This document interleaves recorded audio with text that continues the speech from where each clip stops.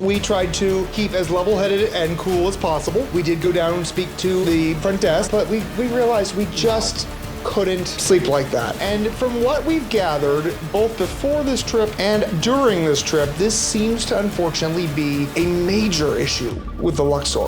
Consider if Luxor is right for you before booking it. Flashback. Hello everyone and welcome back to our channel. In today's video, we're checking out one of the most affordable and unique hotels on the Las Vegas Strip. You guessed it, we're here at the Luxor Hotel and Casino for 4 nights and we're going to show you everything that they've got to offer the Vegas visitor on a budget. So be sure and stick around for a full and honest review of the rooms, dining, entertainment, and more on today's episode of James and Paul Try It All.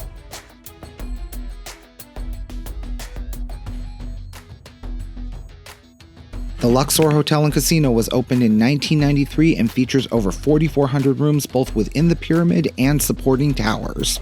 On the base level of the pyramid is the casino. Like most strip casinos, they have all your favorite slots and table games with the strip standard. Because of the dim lighting and open space inside the pyramid, there can be an unsettling feeling of being in a liminal space, and during the hotter months, the casino floor feels like it traps in the heat. Alrighty friends, it's lunchtime. Paul and I are hungry, so we're gonna go ahead and check out Diablo's Cantina for a little Mexican-inspired cuisine and perhaps a margarita or two.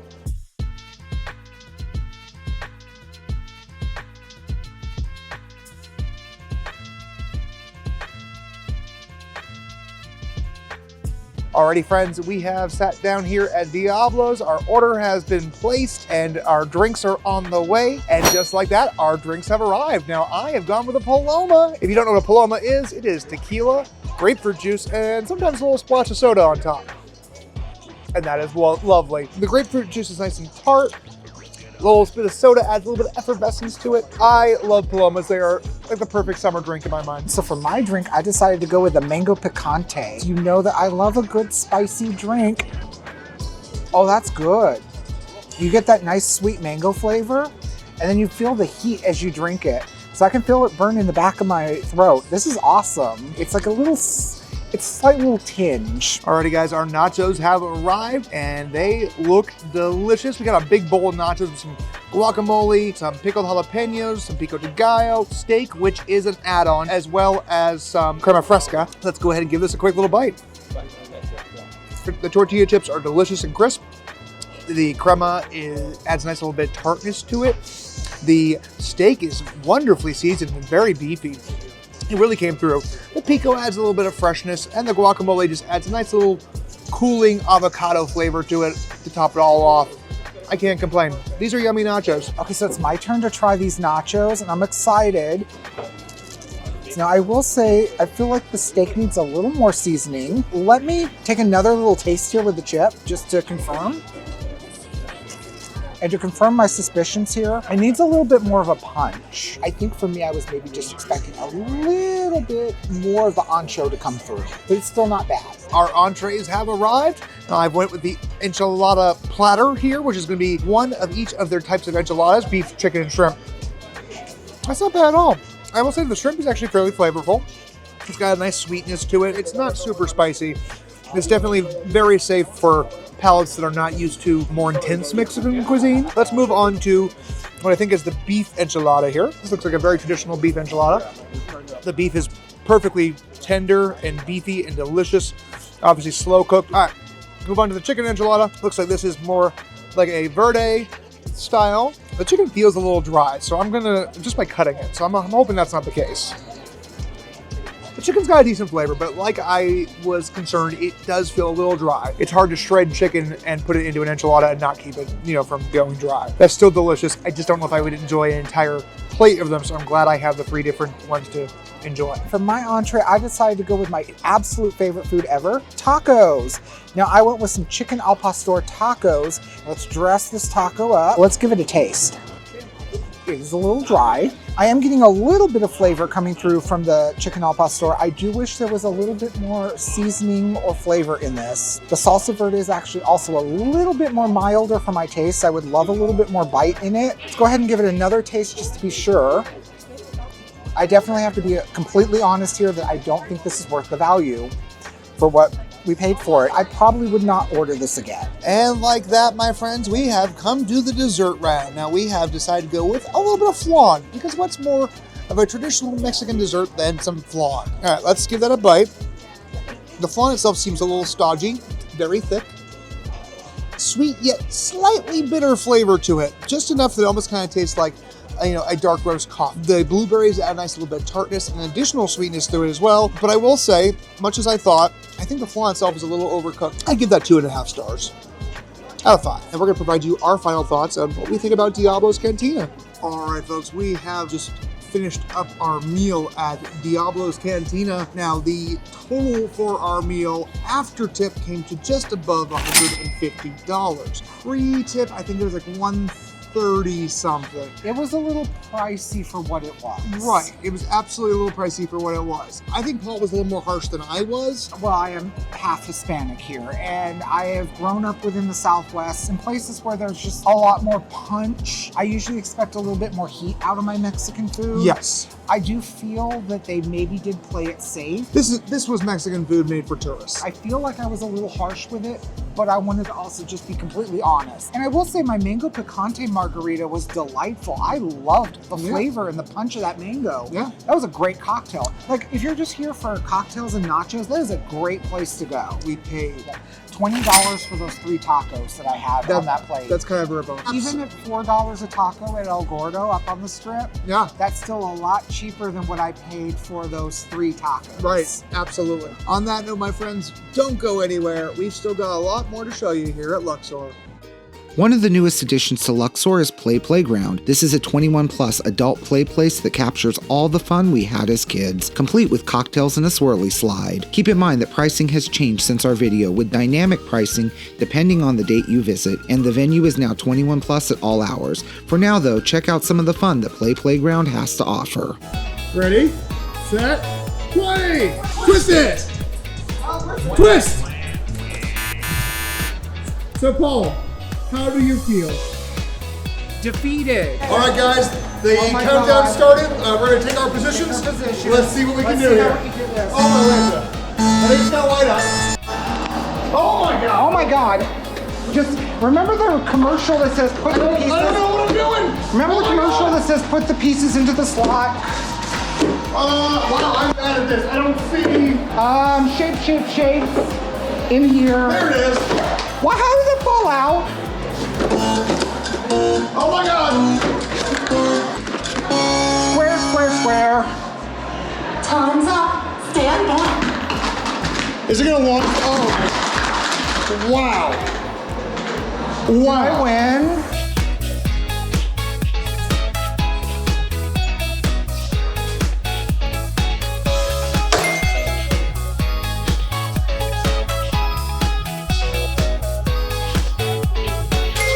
I didn't get knocked off once. If you like to just do fun interactive games, if you love escape rooms, this is the perfect place for you. Luxor offers plenty of entertainment. You can see Las Vegas legend Carrot Top perform his zany prop comedy, or see the newest surreal and interactive show Particle Inc., which takes you into a different world.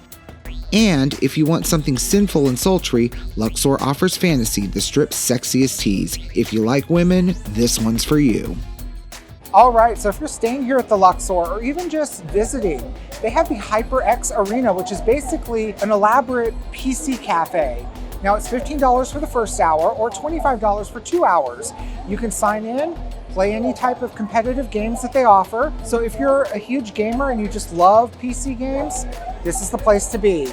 After these messages, we'll be right back. Hey everyone, before we continue, please consider hitting that like button, subscribe to the channel, and don't forget to ring the bell icon for notifications whenever a new episode of James and Paul Try It All is released. It really helps us out and helps our content be seen by more viewers just like you. Thanks so much in advance. We appreciate it. And now back to your regularly scheduled program. Alrighty guys, if you've been with us before, you know it's time for a room tour, so come on in. Now here at the Luxor, we actually did originally book a room in the pyramid. And at the last second, all of a sudden our pyramid room appears to have been changed to a tower room. So instead we are here in a Tower Premier King room. Let's go ahead and start off where I always like to start a room tour, and that's the bathroom right this way. Now immediately upon entering, I will actually say I am fairly impressed with this bathroom.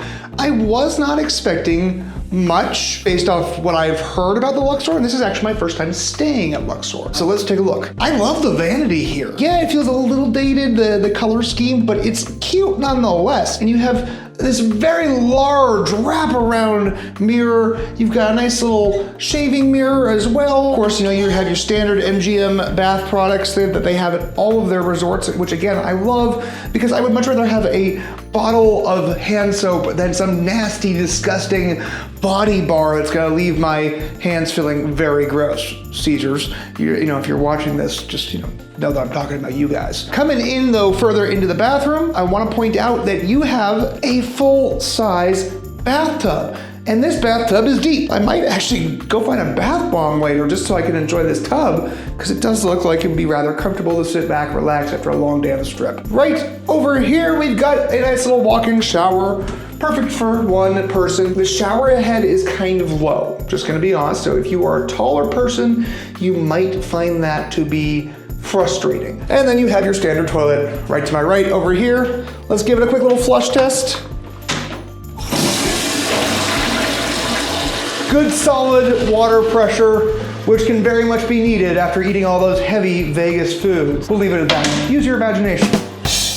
Upon walking further into the room here, you got your fairly standard full-length mirror for checking yourself out before you go out on the Vegas Strip for a fun time. Coming into the room, I have to say I was pleasantly surprised. As I was saying to Paul before we started recording this, if I didn't have an eye for being able to pick out cheaper furnishings, I would actually almost could maybe mistake this for a higher end property. When I understand the tower rooms have been remodeled more recently than the pyramid rooms, and a lot of people say the tower rooms tend to be nicer. The bed itself is very soft. It's a very, very soft mattress. Paul's gonna love this. I like a firmer mattress, so I don't know how well I'm gonna sleep on it tonight. Beyond that, you got two nightstands on either side of the bed. Each lamp has its own USB, and I think that's gonna be a standard USB, but you also have a plug on either side, so you have the ability to plug in charging cords. One thing I wanna point out about this room, compared to two other MGM properties that we've stayed at recently, New York, and Excalibur, I have to say, I am pleasantly surprised with the assortment of television channels. From what we've been able to tell,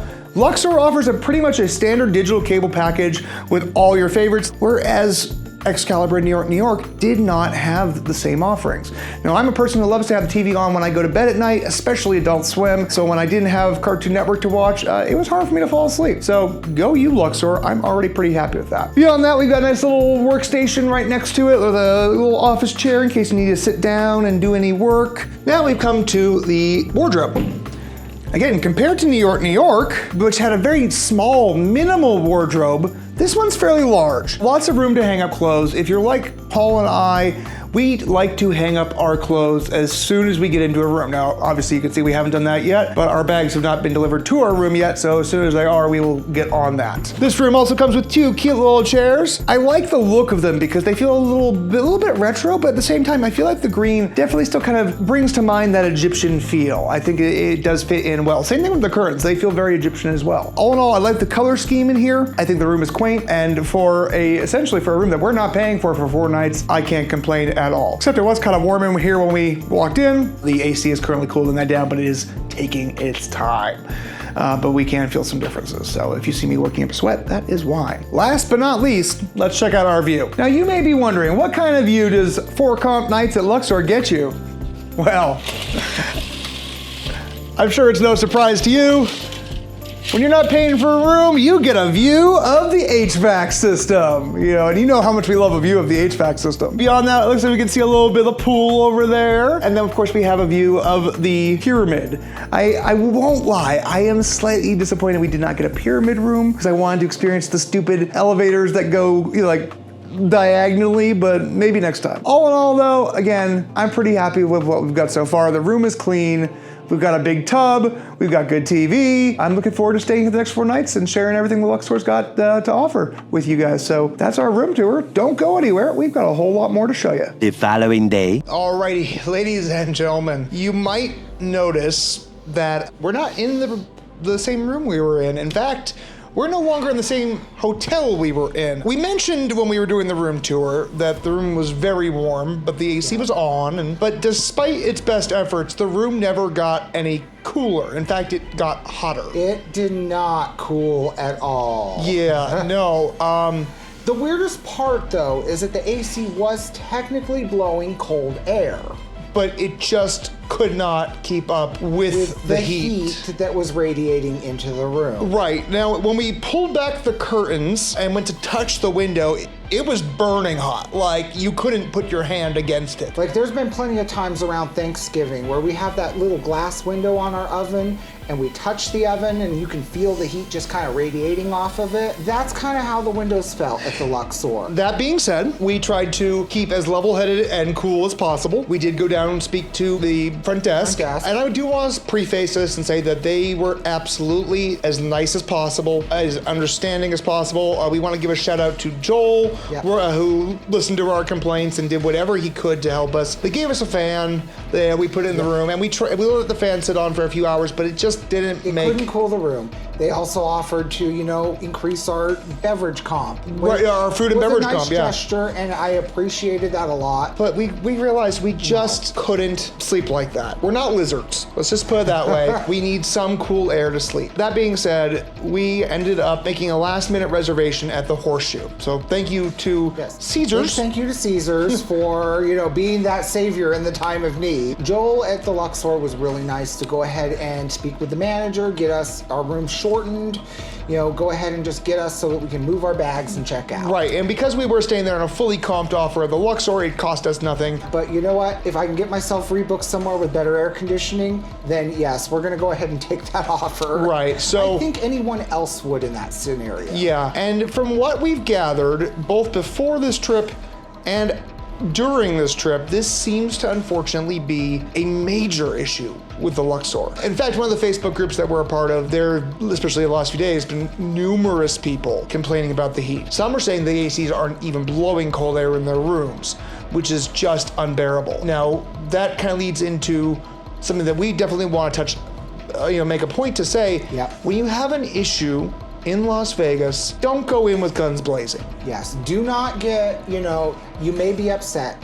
You may be wanting to, tear someone a new one. And a lot of times, as someone who has worked with the hotel industry in a customer service position, it is a lot easier to work with someone when you come to the situation calmly. You explain the situation, explain what you need from the hotel, from the staff. They can then work with you and find out, what you can do to come to an agreeable solution. For us, the agreeable solution was initially they decided to, say, hey, we're gonna comp the beverage, food and beverage credit, we're gonna go ahead and get you a fan to the room, have someone check on the AC. Unfortunately, due to how the situation played out, we were here on a night when everything else was sold out, so they couldn't move us to a different room. Right, and they couldn't even move us to a different property because all the comparable properties, except for, basically anything in a similar price point or nearby was completely booked up. Sold out. I do want to go back to Luxor. I would love to stay there again. I had a great time around the property. Their casino is great. Right. They have a lot of great amenities. We had an amazing video we did on Playground there. So the Luxor has a lot of great things going for it, but if anyone at MGM is watching our video here, again, you may want to consider some type of renovation or something to work with so that way your ACs aren't running on overtime, you aren't having AC issues. On that note, again, we will stay at Luxor. We want to do an actual full review and give them the review that they deserve, but it won't be in the summertime. It will probably be in the winter, spring at the latest, but nothing above 90 degrees outside because otherwise it was just too hot to handle. I think that's basically, everything that we can do to beat this dead horse at this point. So we're gonna close this with saying, we appreciate you watching this video and taking the time to listen to what we had to say. Take this as a word of caution. You know, definitely deeply consider if Luxor is right for you in the middle of summer before booking it. You know, if you're someone who regularly keeps their home in 80 or above, you'll probably be okay. You know, that's not me. I want my AC set at 70 degrees. Which is the most ironic thing because we live in Phoenix, but we keep our AC on all the time. On that note, if you've enjoyed today's rather unconventional video, please consider giving a like. Subscribe to our channel. Don't forget to ring the bell icon for notifications whenever a new episode is released. We release a new episode of our Vegas travel vlog every Saturday at 9 a.m. Pacific Standard Time. Again, one final thank you to the staff at Luxor and the staff at MGM in general. And thank you to Caesars for being so accommodating and being able to get us into a room at midnight. Because we didn't get to the Horseshoe until actually technically after midnight. So we do hope that you take this as the word of caution and do yourself a favor, listen to our advice and book Luxor any other time besides the months of May through September. On that note, until next week, have a great one. The Fish Channel.